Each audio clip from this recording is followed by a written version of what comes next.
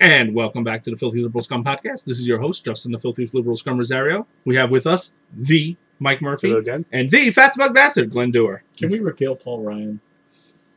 We can peel him like a banana. That could be fun. There you go. All right. So, things to talk about today. We're going to be talking about the jobs report. We're going to be talking about the sequester. Paul Ryan's a dick. We're going to be talking about the Iowa GOP is stepping up their how to keep kids from voting efforts. We're going to talk about the Rand Paul filibuster because they want to and I really don't.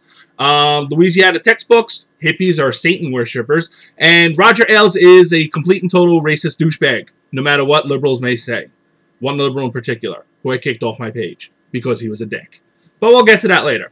Right now, this past Friday, or the 5th, whatever, the jobs report came out, and of course, it was terrible news for the GOP. 236,000 new jobs were added in February, and unemployment dropped from 7.9 to 7.7. Oh, the unemployment number doesn't actually matter anymore. Why? Because Obama. Oh, that's true. It doesn't. Yeah, it doesn't count because he's making it up anyway. Of course. Go ahead. Ask me about the Dow Jones. Does the Dow Jones count? No. The Dow Jones, by the way, is at a record high. Has it still been going up? Did it close it? Did it top itself on Friday? Yes, it did. Today's Monday. What am I saying? But it doesn't count. Right, it doesn't count. It's been record territory now for the past week. Do you know why? It doesn't count because Barack Obama is socialist. Because Obama. That's why. The Kenyan Marxists from So the capitalist index of what's supposed to be, you know, the indicator of a good economy. The thing that under any Republican president, if it goes up, we say, oh, look, he's a god of capitalism. As long as he's a Democrat in the White House, it doesn't count. Doesn't count. Well, doesn't count. It's not his to his credit. It's like, you know, the credit of everybody else. Well, it counts when it falls. Right. Oh, yes. Then it's all his fault. Yes. If unemployment goes up, it's Obama's fault. If it goes down, it's somebody else's credit. It's just, you know, cyclical. It's cyclical. Remember, it just happens. The day after Obama got elected, when the CNBC crowd threw their little tantrum, and the market fell because they all pretended they were going to sell and never buy again. Hey, see, Obama got reelected. That was the Obama. And now the market's going to crash now. That was the Obama mini crash. Yes. Because it was his fault. Yeah, I know. But if the Dow Jones goes up, it just happens. Because Obama. Well, not because of Obama. No, it doesn't matter. It doesn't matter because of Obama. It had nothing to do with it.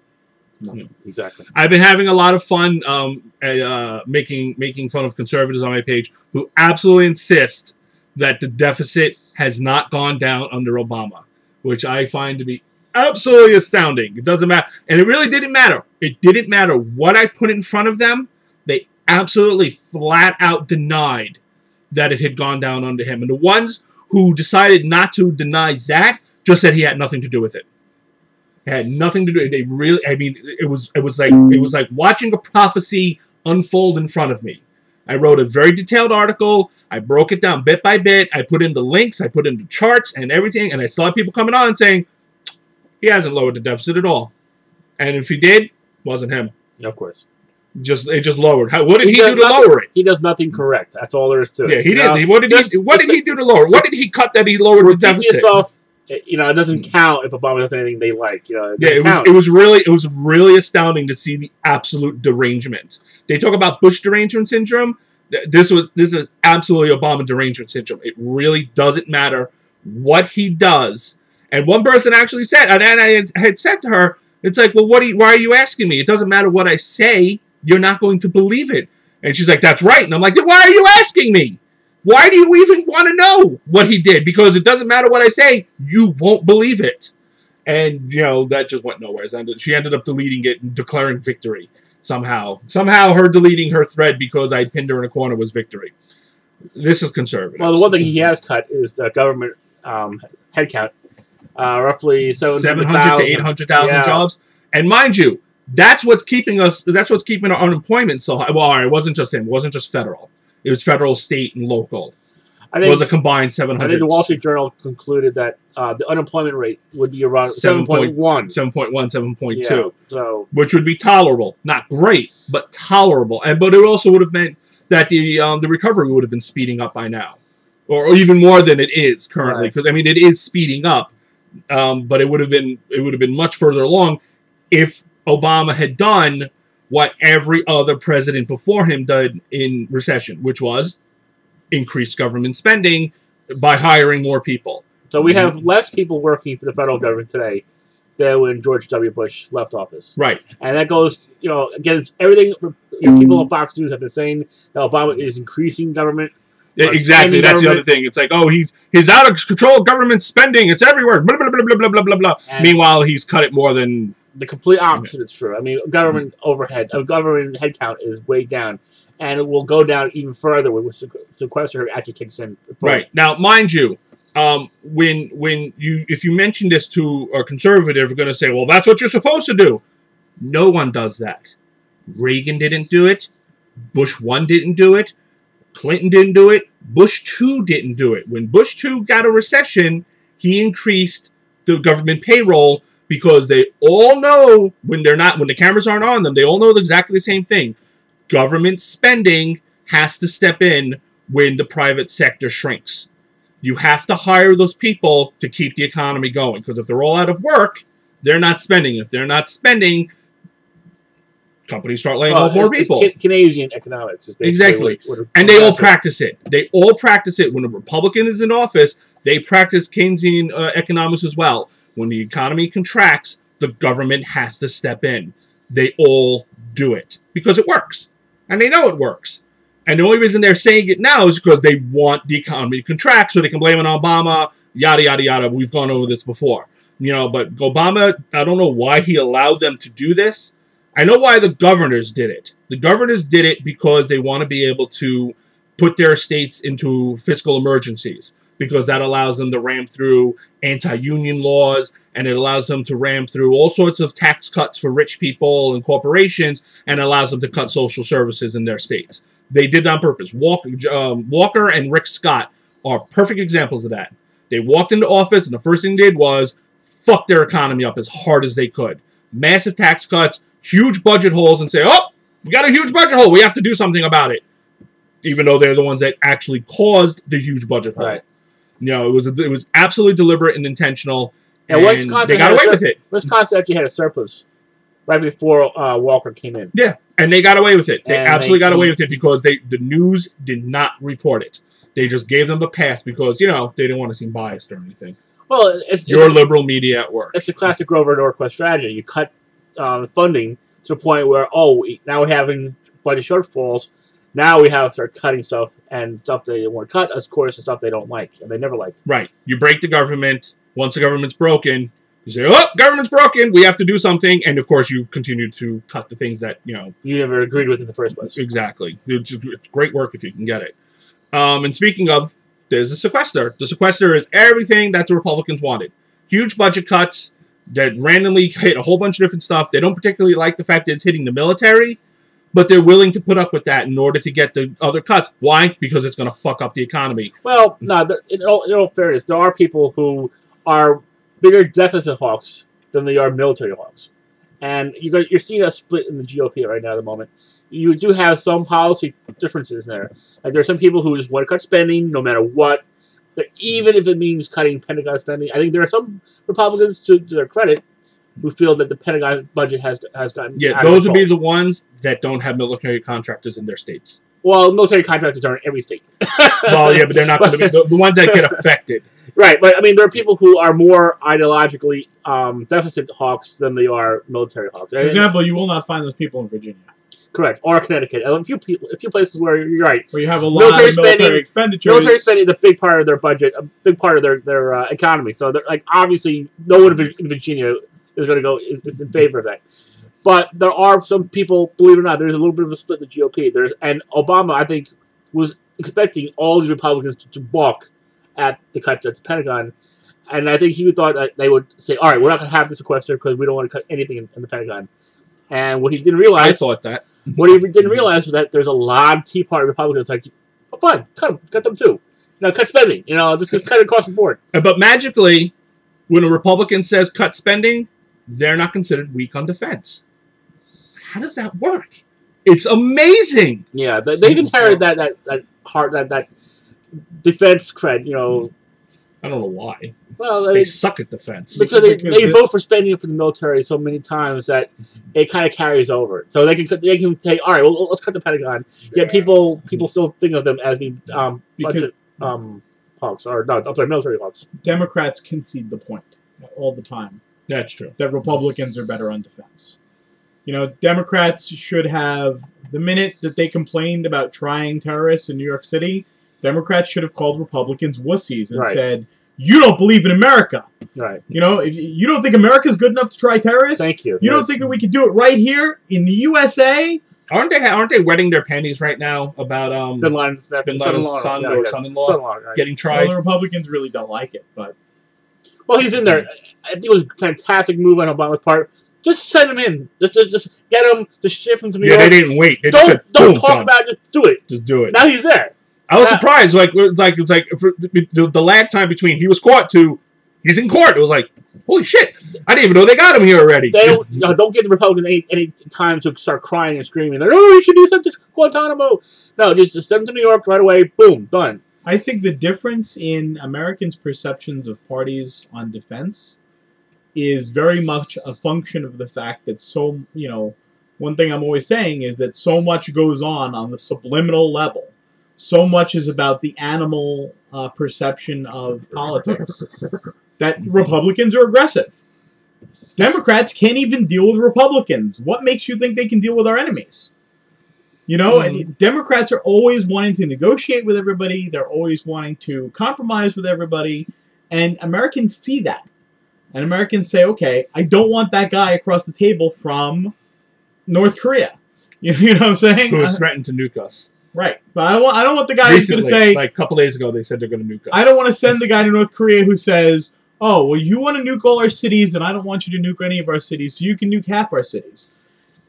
People do not want that guy sitting across the table from North Korea. And that's the problem is Democrats try so hard to be reasonable, and they try so hard to be adult, and they try so hard to be mature, that they don't realize that that makes you look weak on defense. If you can never raise your voice, and you can never put your foot down and draw a line in the sand and say, no, if you cross this, I'm going to nuke you. And if you can never say that, Americans aren't going to want you at the table when it comes to defense. Yeah, but we also have a media corps that anytime you raise your voice or show any kind of passion, you're labeled some kind of nut. Like, unless you're a Republican. Ooh, this guy slammed somebody. Ooh, this guy, got no, but they only do that to Democrats and liberals. You know, when Democrats and liberals raise their voice, it's like, oh my God, he's out of control and crazed. It's like when a Republican does it, it's like, oh, he's fiery. It's like, oh, come on. I think it depends upon how you do it. I mean, I agree with you that bias exists, but I think that a lot of it is about zingers. Yeah. You know, Obama never makes fun of Republicans. Oh, he never points out. Fairness, once in a while. Yeah, but that's not really his style, and it never was. That's just not. That's not how he is. That's not how. I mean, look at Alan Grayson was all sorts of zingers. That's why he got reelected. But still, when you take his district was split 50-50, so he was not in exactly a safe Democrats district. I know, but they didn't respond to it. They didn't respond to his aggressiveness. He was painted as a crazy liberal. Yeah, but he's not in a district that's like favorable to his party. So even so, he was still he wasn't painted as a firebrand or it's like a passion. He was labeled a kook down in Florida. The media labeled him as a kook. Probably. It has a lot to do with how people learn things is by context, and I'm actually gonna go back to this later when we talk about Rand Paul. Yeah, speaking of, we got to move along here. One of the things I want to know is the GOP keeps saying the revenue issue is closed. You got a revenue increase. It's done. No more. We're not talking about it anymore. But they still get to keep talking about cuts. They hate the sequester. They hate it. They hate it. They hate it. They hate it. They hate it. They hate it. They won't do anything about it. But darn, do they hate that sequester. Meanwhile, they're planning in a couple of weeks or another month or so, whenever the debt ceiling comes up again, they're planning on forcing more cuts. You give us more cuts, or we're not going to do the debt ceiling. It's like, wait. I thought you guys hated all the cuts that you just got here. Why do you need more? If the revenue issue is closed, well, then so's the cut issue. That's the kind of aggression that I think a Democrat. If Obama said that out loud, you just melt. No, no. More importantly, the American people would feel, oh, that guy's tough. That guy is tough. But it's a point that needs to be made, and I haven't been hearing it. I've heard it from you, but I haven't been hearing it on TV for the most part. And on any of the shows that I watch, or there's like 5 or 6 of them at this point, I haven't heard it from anybody. They just keep saying, "Oh, well, we're going to fight. We don't want to get into more cuts." But it's like, okay, but if they keep saying that the revenue is closed, then why isn't anyone saying, "Well, so is the cuts"? You can't have more cuts if we can't have more revenue. It's like, "Oh, we have a spending problem." It's like, no, we have a revenue problem. The rich own way more than they need. They own trillions and trillions of dollars. They can afford to giving money to rich people problem. Oh, but then you just sound like a filthy, dirty socialist. Right. No. Wealth redistribution. Oh, why are you stealing from the poor rich money people? To rich people is wealth redistribution. It doesn't count when it goes up. Don't you know that? But you see, as soon as I force you to say that, then the American people know which way is up. No, it's class warfare. It's class warfare. You're engaging in class warfare. You're punishing success. What Obama doesn't do is Obama doesn't make them admit that they just said something that's a double standard. No, they'll never. Well, it doesn't matter if they will never admit that it's a double standard. They'll just keep saying, no, it's completely different. No, but as soon as they say, no, it's completely different, nobody will buy that. Like, that's the line. Well, anyone who watches Fox News will buy it because Fox News will tell them that's the truth. That's the kind of thing even Fox News would titter at. No. They would be like... No, they wouldn't. They wouldn't even blink. They'd be like, they're right. When it's that yeah, no, they would keep a straight face. I mean, come on, seriously. These are the people who said that Germany has more sunlight than the United States. And no one even batted an eyelash. No one even said, No, they said, yeah, well, that's terrible. I don't know why they try solar here. Come on. Fox News will say anything. Although when Chris Wallace was talking to Paul Ryan, that was impressive. Then Chris Wallace is one of the few that he doesn't always quite toe the party line. Like, there'll be times when he'll ask questions that they don't want to hear at all. Right. So Paul Ryan was on, what was he on? Sunday, was it? I think so, yeah. It was yesterday. And, he's talking about his new very serious budget because Paul Ryan's the budget guy. He's the wonk. Right. He's serious with a capital S. And there he is talking about how in his budget assumes Obamacare is repealed. His budget doesn't work unless Obamacare is repealed. Right. Which is not going to happen. Chris Wallace stopped and was like, well, that's not going to happen. Right. and Paul Ryan just kept going on. It's like, well, that's what making a budget is about. You have to make the tough choices. And I'm like, no, that's not a tough choice. That's fairyland. That's not. It's not going to happen. And you don't like it, so therefore it doesn't exist. So yeah. And on top of that, he's still claiming the 600. What is it? 600 billion or 600 million? Billion, I think it would be. Was it billion? No, billion. You're right. It was. I think it was 700 million.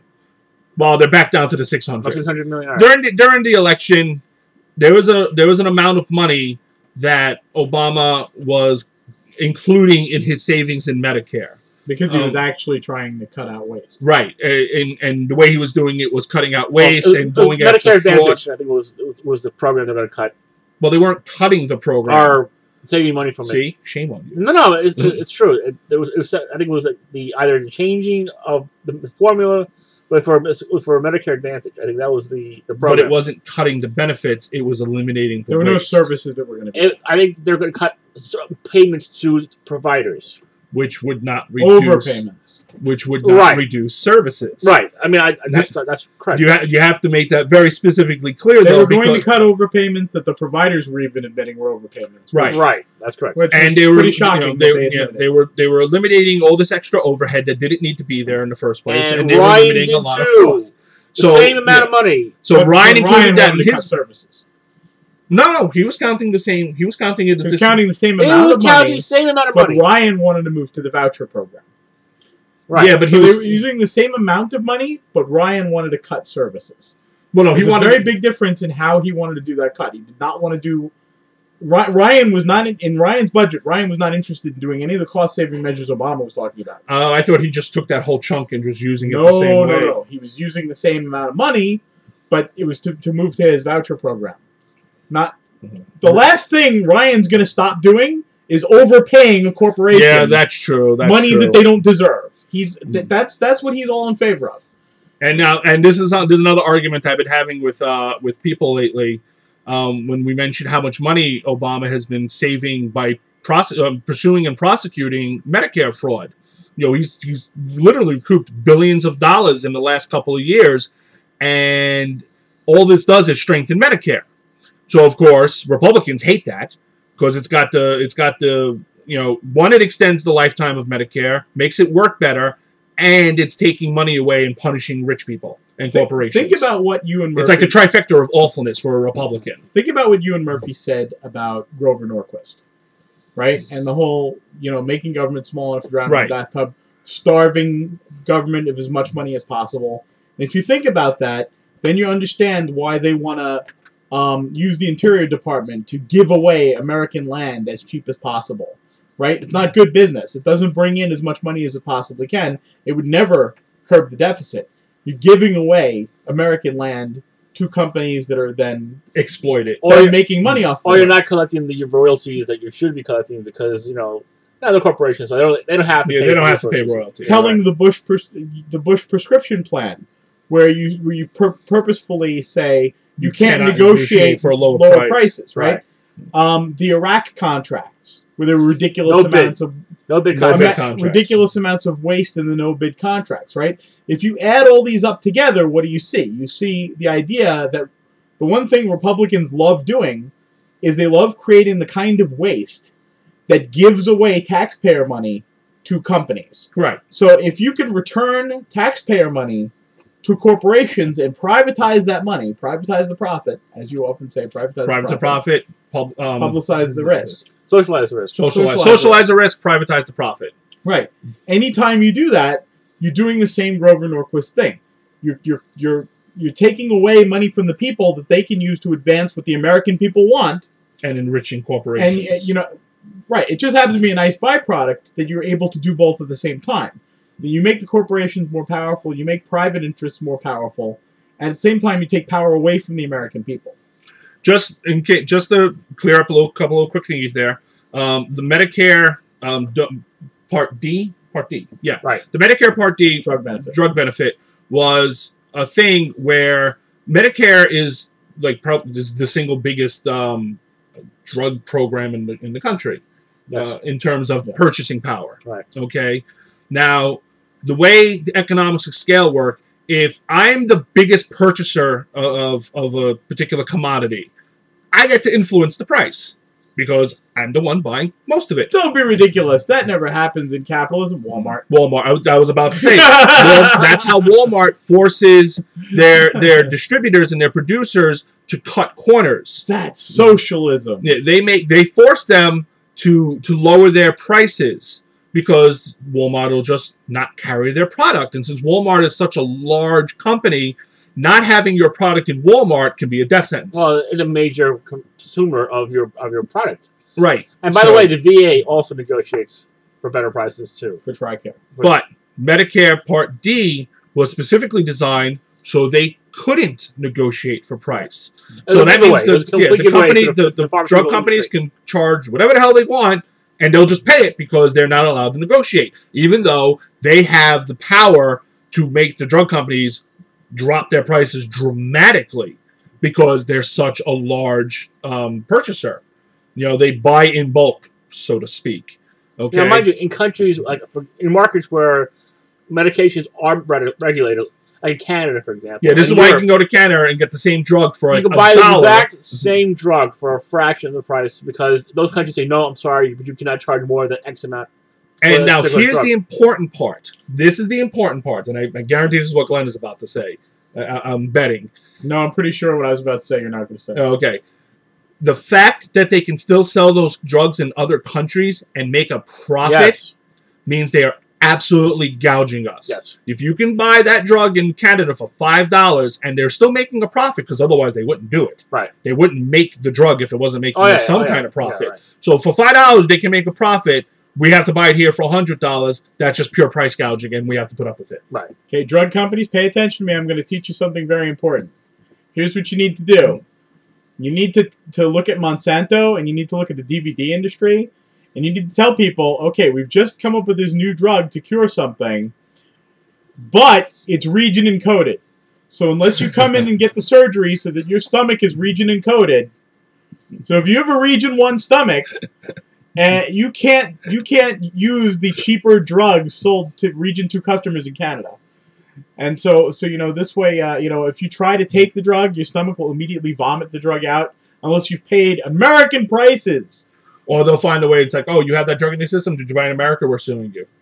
Oh yeah, that's the Monsanto strategy. That would be the Monsanto strategy. If you have that drug in your system, we're allowed to come to your house and blood test you at will, because that's pretty much what they do to farmers. They can sneak onto their property and test their crops. And so we can come into your house, blood test you at will, and if you have a Region 2 drug in your system, and you're a Region 1 person, we can sue you.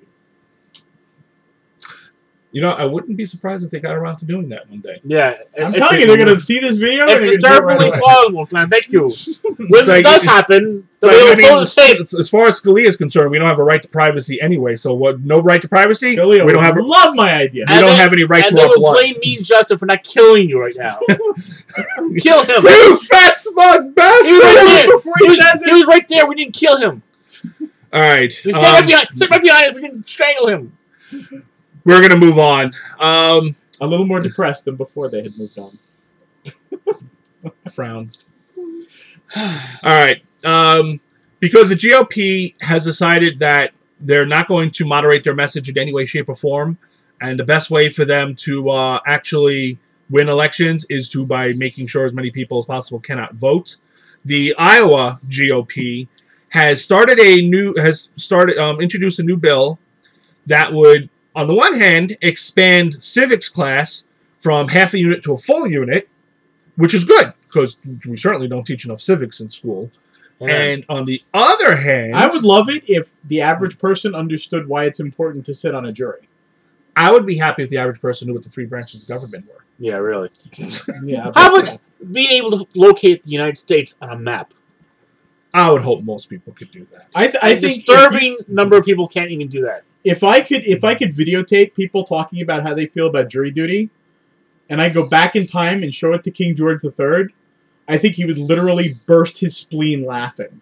He'd be like, "This is great! I should have given these people this power ages ago. They wouldn't want to use it. As long as I make it boring enough, they'll never want the right to a jury trial."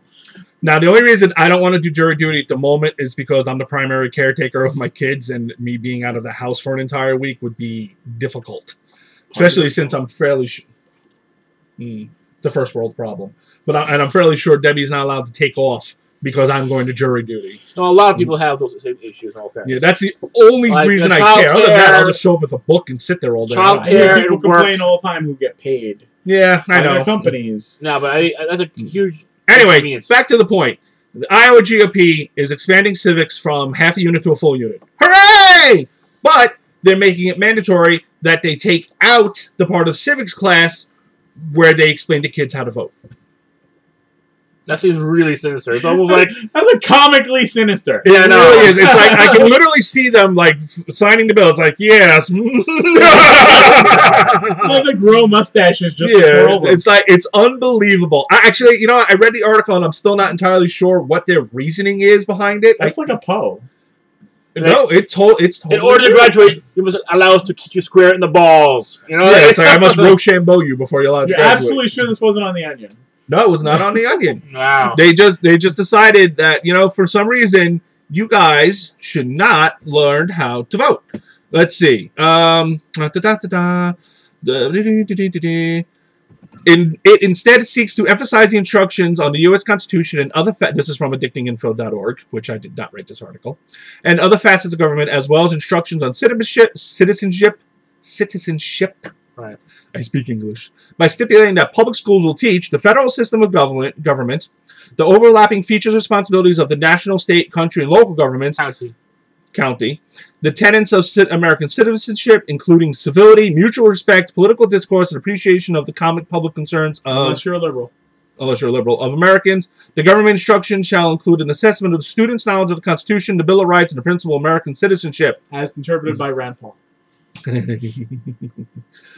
But they don't have to instructions in voting statutes and procedures, voter registration requirements, the use of paper ballots, voting systems, the election process, the method of acquiring and casting an absentee ballot will be removed. So kids won't know how to vote.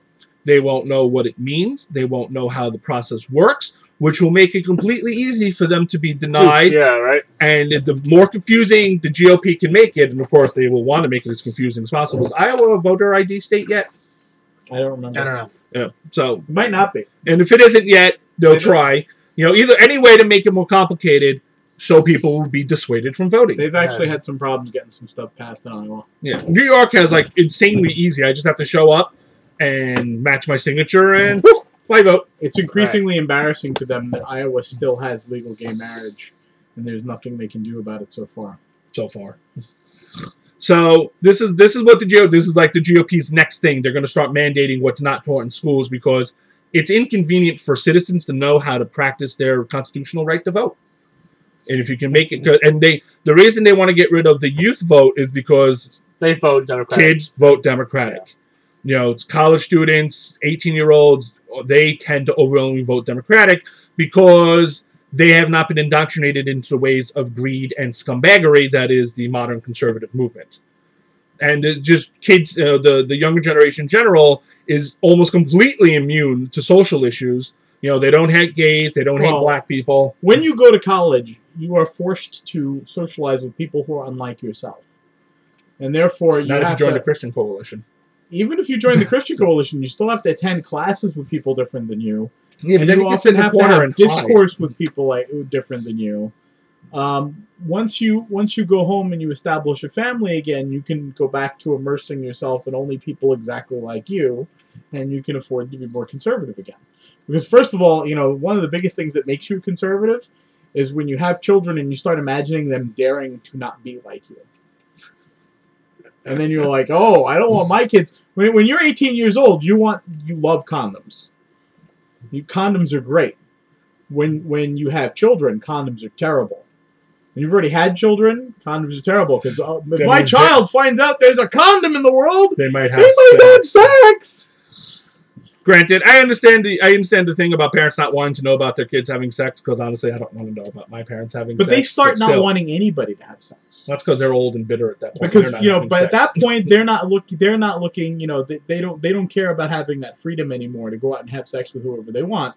So then, it becomes about, well, if I can't, why should anyone else? Just like every citizen of Afghanistan and Iraq, my child can't learn anything about any religions other than mine. That's terrible. Parents get like that. They the idea that their children might be exposed to any ideas that are different than what their parents taught them. Right. That's one of the things that makes people conservative. True. Poor Mike Marsh. I feel so bad for his kids. Mike Marsh is that guy we went to college with. He's already promised to abuse his children. Oh, I'm sorry.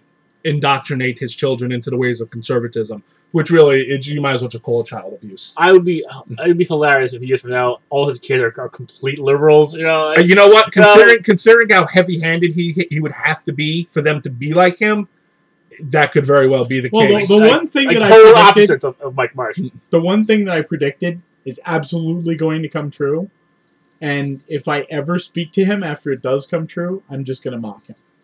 And that is, I warned him, your children will be ashamed of your attitude about gay rights.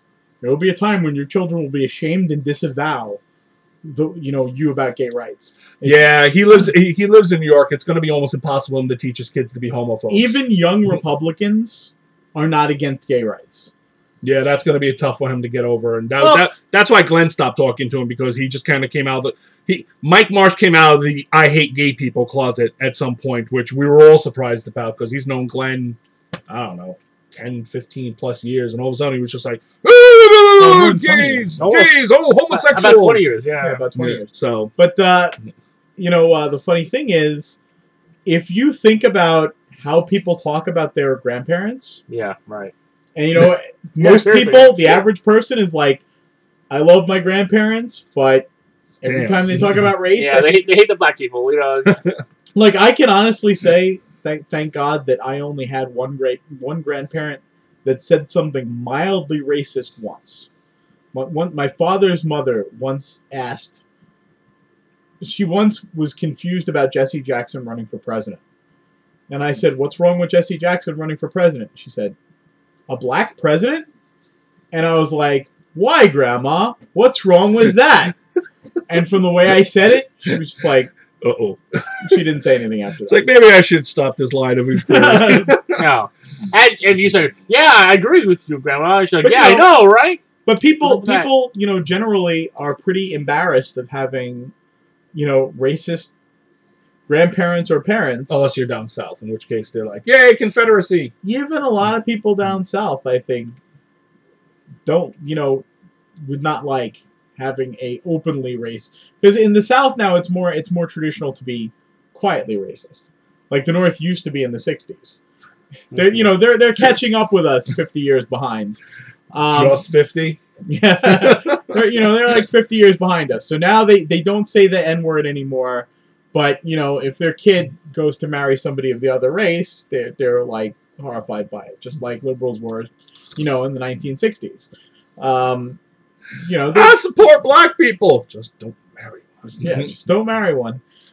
So, all right, we're gonna have to move on. We're running a little short on time here. The Rand Paul filibuster. Your thoughts? Well, I agree with a lot of people who said it's the first time I've agreed with Rand Paul about something. Right. Yeah. I thought that the points he brought up were excellent points. I do think that some of it was dilatory because some of it was showmanship because the Obama administration had kind of answered the question beforehand. Whether or not you can get blown up while drinking your latte. During the confirmation hearings, I think this point was addressed, and he pretty much said no. But I do like the fact that a clear answer came out afterwards. Yeah, I agree with you. I do. One thing Rand Paul said that I completely agree with is Rand Paul said it's not necessarily this president that I mistrust. Rand Paul said it. I'm not imagining this president is going to do something like that, but this guy won't be president forever. Which is actually a rather bold admission on his part. Well, it's a very bold admission. As far as his followers are concerned, Obama's the greatest tyrant that's ever lived. Right. He might as well be Caligula. But well, it shows that he's at least farsighted enough to go, wait, future president. It's like someday we might have another Bush in the White House. No, I mean. One consistency he has with the Paul brand is, Rand Paul has tracked to the weird right on some social issues, but one consistency he's decided he's definitely going to have with the Paul brand, and one consistency he's going to have with even Northeastern libertarians, is that he's going to stand up against this idea that the government can just shoot you in your own country, without a trial. And I think, that's important because, strangely enough, if there's one thing I definitely agree with a lot of conservatives about, it's that all of a sudden when Obama became president, a lot of liberals shut up about drone strikes. Suddenly it was okay. And, I think it's not okay. The same problem that I had with drone strikes under I don't have a problem with drone strikes only because the drone strikes, to me, are no different than dropping a bomb or launching a missile. It's just another way of doing it. Right. It doesn't necessarily mean... It's not that the drone strikes themselves I approve of, but they're no worse than launching a missile off of an off a destroyer offshore, except it does less damage. There is some evidence, and I would agree that there is some evidence that the drone strikes actually have reduced collateral damage. They've actually reduced collateral casualties. But the problem that I have with the Obama administration's attitude towards drone strikes is brown people don't matter. Well, if I kill a brown person, it doesn't matter. Well, it's become easy. And even this, my problem isn't with the drones that it's made it easier to do. It's cheap to do now. The Obama administration, if they accidentally kill somebody, they don't mention it. No, they don't. They don't talk about it in the American press. They don't say anything about it. Well, it's because they changed the rules of engagement. So anyone that's within what is it, 200 feet of a suspected target is considered a combatant now. No, a potential combatant. But again, those are an article in the New York Times. A lot of it is stemming from the time we killed Al-Awlaki. He was the American-born and that's leader of Al-Qaeda in Yemen. But no, they literally changed their definition of collateral damage to if you're near a terrorist, you're a suspected terrorist as well, unless we can prove otherwise after you're dead. That doesn't sound like a liberal value. No, it's that I heard. And I was like, okay, that's pretty fucking disgusting. That sounds like something that I would expect from Oliver North. But it allows them to turn around and say, well, there's really not too many civilian casualties unless someone can come and prove to us that they were civilians. So how do you prove someone's not a terrorist? I haven't quite heard that, but I have heard that they're willing to let there be collateral damage if the target is important enough. Well, also one of the problems is that it's so easy to do now that their idea of what an important target is keeps getting a little bit lower. And again, if it's a matter of, if the administration was out there saying, look, here's the evidence that if we were fighting a conventional war against these people, here's the number of people who would be killed who are not combatants. And, using drones, here's the number of people who are killed, and it's much less. But if the Obama administration would at least come out and say, yes, collateral damage is unjust. We don't like it when it happens. We believe that it's wrong. We believe that we have to be careful who we target. If they said things like that, I would approve of it. But it wouldn't be that hard to do. All they would have to do is turn around and say, look, these are the number of people that have been killed by drone strikes. This is the number of people that got killed when we invaded their country. There's a reason we prefer the drone strikes. It keeps civilian casualties down. It doesn't eliminate them, but it drops it down from 100,000+ to a couple of hundred. It's like if we're gonna do this, and we have to do, or you don't have to do this, but if they're gonna do it anyway, you do it with the least amount of casualties that you can possibly get away with, which is where drones do actually get better than dropping a bomb off of a plane or launching a cruise missile. You know what the scary difference between America today and America in World War II is? Is that you never heard FDR say, they were Japanese. It didn't matter. He didn't say that. He said, I have to justify this by saying, this was horrific, but less people died than if I hadn't done it. No, we dropped how many bombs over Germany during World War II, and we killed right. But I'm talking about tens of thousands. I'm talking of about people. the nuclear, the nuclear and bombing, Japanese people too. The nuclear bombing of Japan. He knew he had to say, and he honestly felt, this is an atrocity, but I stopped a greater atrocity. And that's the difference. Is in America today, we don't count foreign dead. We don't care about foreign dead.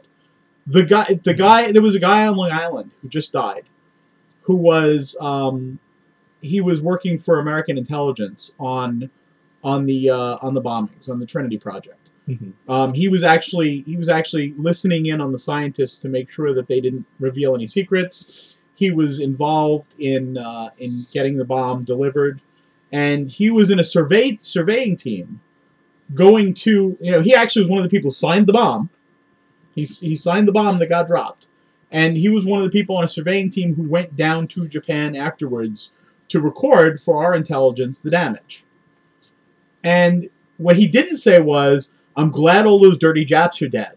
No, what he said was, I was horrified by it. There's beautiful people. I don't remember I don't remember if he said horrified, but he made it clear that he's like, this is something. It was not enjoyable. Right. He said the Japanese people were beautiful people. Okay? And he was not happy about the killing of Japanese. And that's the difference with America today, is that brown people don't count. And you cannot call yourself liberal if suddenly when there's a Democratic president, brown people don't count. But when George Bush was president, we were whining about this. It's the same double standard the right applies all the time, and we should never fall victim to it. Well, I have to say, I wasn't whining about it. I wasn't whining about drone strikes during Bush's presidency, mostly because it wasn't that publicized. Although he did apparently kill an American. In all fairness, I think the Alaki hit was a legitimate strike. I think this guy was clearly a president danger to the United States. Yeah, I'm a little fuzzy on his son, though. Okay. Yeah, his son was not a president. I don't know about that. Even the Obama administration, I think, would admit they screwed up on that one.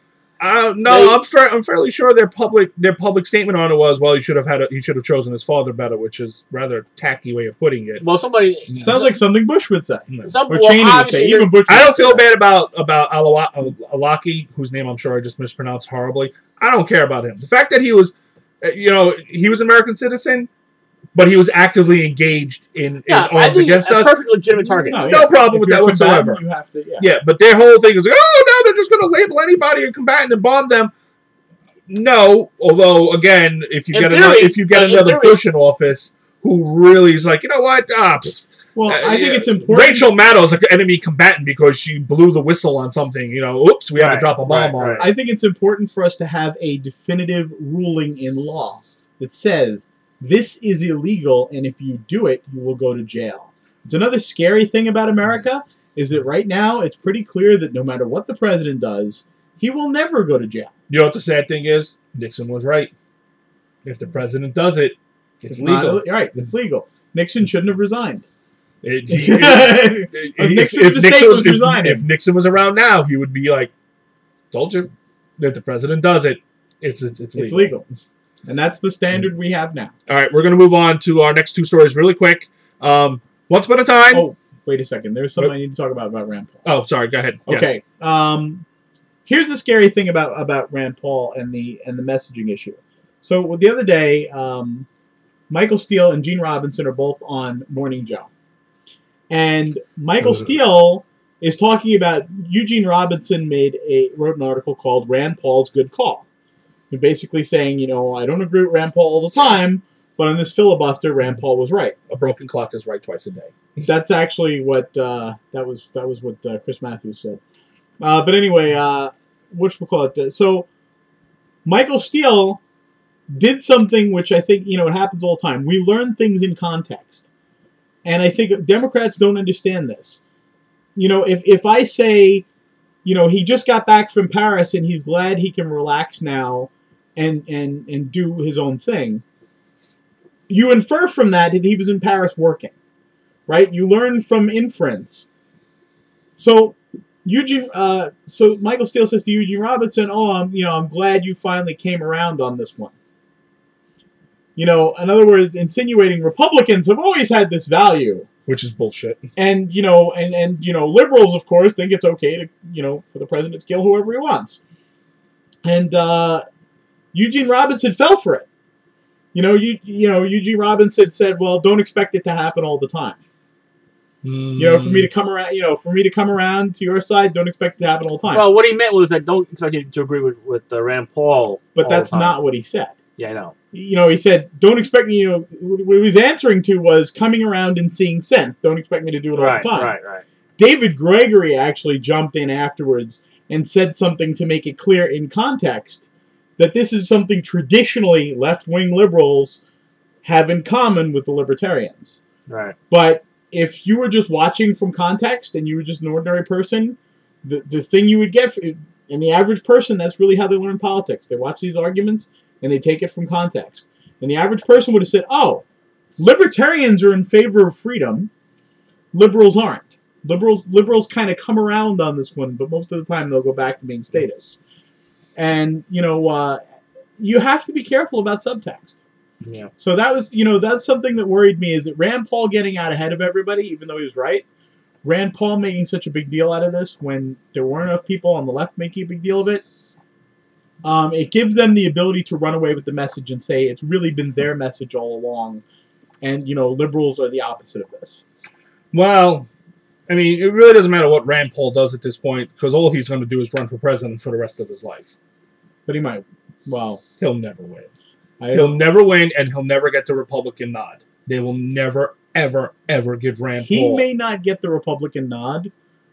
Once the Republican social agenda collapses, the Republican Party will either become the Libertarian Party, or they'll split. Or the Libertarian Party will become the Republican Party. Right. But the only difference the Republicans really have from the Libertarians is social issues. And Libertarians love to do the magic trick where they're like, look how much in favor we are of you having sex with whoever you want, while we let companies put stuff in your food that you're not allowed to know about. You know, and stuff like that. And they do that magic trick, and every college student falls for it. And, you know... especially if they've read Ayn Rand. Right. Sooner or later... Ayn Rand. Sooner or later, the Republicans are going to realize that, you know, that the social argument's a losing argument. They lost already. Yeah, but the second they do that, they lose their entire base. If they give up the I hate gays, blacks, Latinos, they will immediately lose their entire base. Their entire base will be like, oh, no. You, as I destroy my phone, you want to vote for gay marriage? Jeebus tells me otherwise. They don't have to give up hating Latinos and blacks. What they all they have to do is they have to say, we're not against black people, and they do this all the time. This was the, we're not against black people. We're against poor people because they deserve to be poor. Yeah, but and we're against illegal immigrants, not because they're Latino, because they came in illegally. But you can't. The base can't not.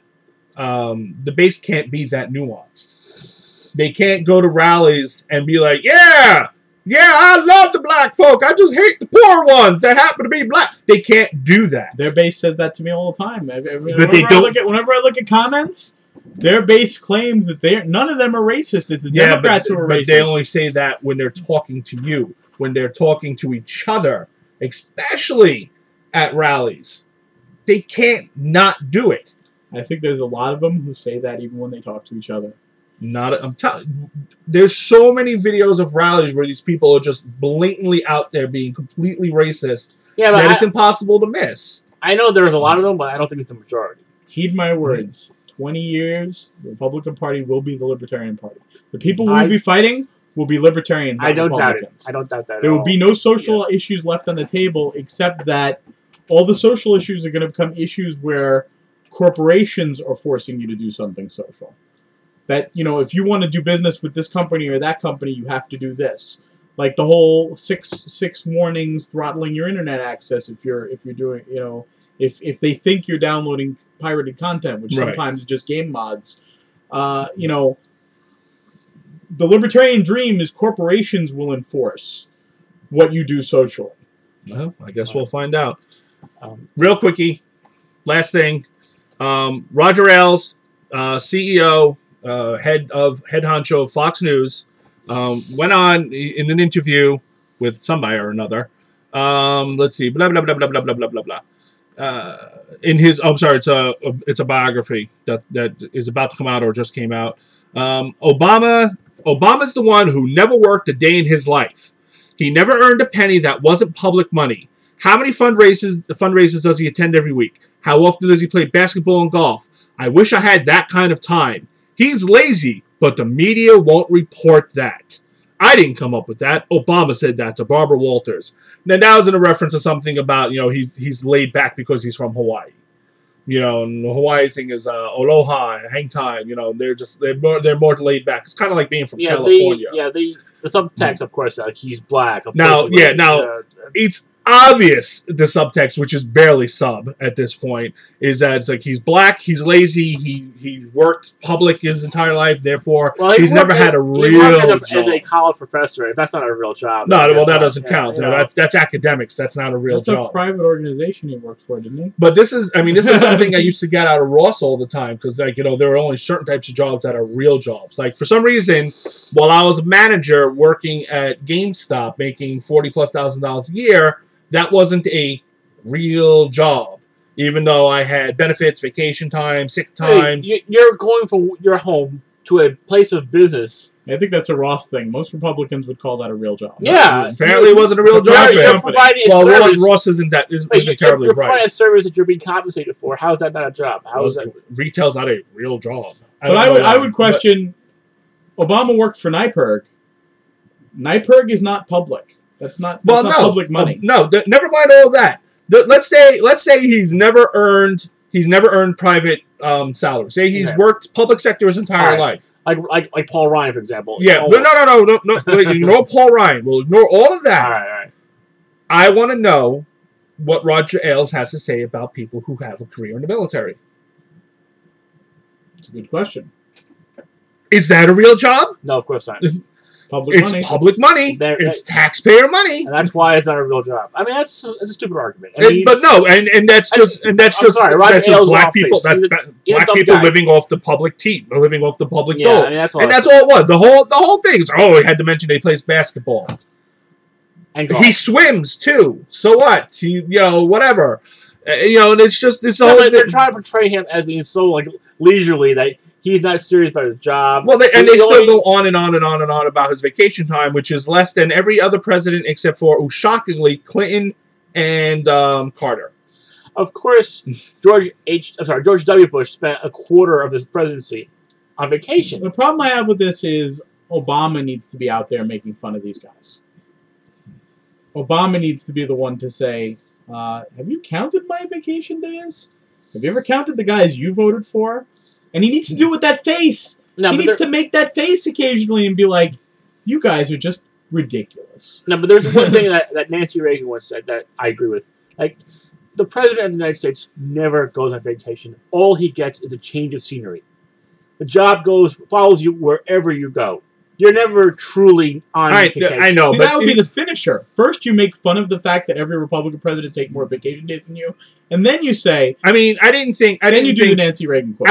And what I mentioned in my article is, like, if you look at the last several presidents, Carter barely took any time off. Reagan took some time off, but not a ton. You know, he took. They all took a normal allotment of vacation time, and God bless them. No, they did take different amounts of vacation. Reagan didn't take a lot. He took, he took some, but he didn't take a ton. Then you had George H.W. Bush took, like, in 4 years, took more than Reagan took in 8. Yeah. Then you had Clinton, and Clinton didn't take a lot of days, and then you had W., who took more in his 8 years than all the other ones put together. Yeah, he took a little quarter of his Now, if you look at the last 5 presidents, you've got Carter, who did not grow up rich. Reagan did not grow up rich. Clinton did not grow up rich. And Obama did not grow up rich. Who grew up rich? The 2 guys that took off the most time. Bushes, yeah. The 2 guys who are not used to actually working for a living. They're used to corporate, boardrooms and, chauffeurs. Well, they're used to having money that came from their parents. Right. So they're not used. They didn't have to work their way up. So it's really clear as day. I mean, Reagan really did. What was it? Reagan took blah, blah, blah, blah, blah, blah, blah. Reagan took 484 days in 8 years. That's 16.5% of his time in office. Bush 41, 37%. That's shocking. Yeah, and then you had Bush number 2 was 34.9%. Carter was 5.4. Reagan was 16.5. Clinton was 5.2. And Obama currently, in his first 4 years, is at 8.9. I am shocked about 41. And I'm shocked about Clinton. Well, no, I knew Clinton was a workaholic. No, but 5.2, that's really a little amount of time. Yeah, and the first President Bush, wow, that's surprising. Yeah. I'm really shocked about 41. The 2 rich guys who really never had to work a real day in their life because, moving money around from making deals is not work. This is not real work. No, but they believe it is. No, it's really not. No matter, and this is really to me. Every trader in the stock market really believes that he does more work than any janitor alive. Bullshit. They really do believe. You know what? I'd like to give them a bag of sawdust and say, go clean up that pile of puke. Oh, I can't do that. Well, then you don't really know how to do any work. They really believe they work harder than any janitor alive. Just because they spend 18 hours a day yelling on the phone and then snorting some coke so they can go a little bit longer, that's not work. Okay? But however people make it a living, a job is a job. No, it's not. No. Moving money around from one place to another does not produce anything. It doesn't enrich anything except yourself. It doesn't add value to society in any way, shape, or form. Some jobs are cushier than other jobs. This is. You know what I was thinking? I was thinking today.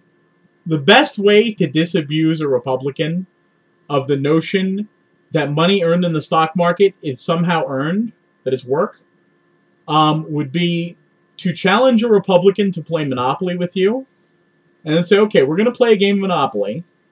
I'm going to start out with $3,000 Monopoly dollars, and you're going to start out with $10. And we're going to play this game, and we'll see who wins. And there's no possible way the person who started out with $10... Well, that's not fair. Really? I should do that to Lou. My father-in-law. You should do that to Lou. You should say, okay, let's play Monopoly. Let's play Monopoly, and we'll see if you earn the money. Because you can land on something. We're going to wrap this up. Just go with that. The two billionaires, the 2 multimillionaires are the ones who did the least amount of work because they're entitled. They're entitled to that time off. I guess so. They don't need to work hard because they're rich.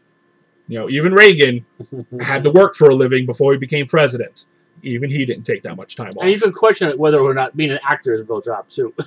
Well, you can discuss that with an actor, but he wasn't born an actor. Capitalism would say Sure. yes because you make a lot of money doing Yeah, it. and you're providing a service. So All right, this is the Filthy Liberal Scum signing off for the night. Good night. The Mike Murphy and Good the night. Fat Smug Bastard.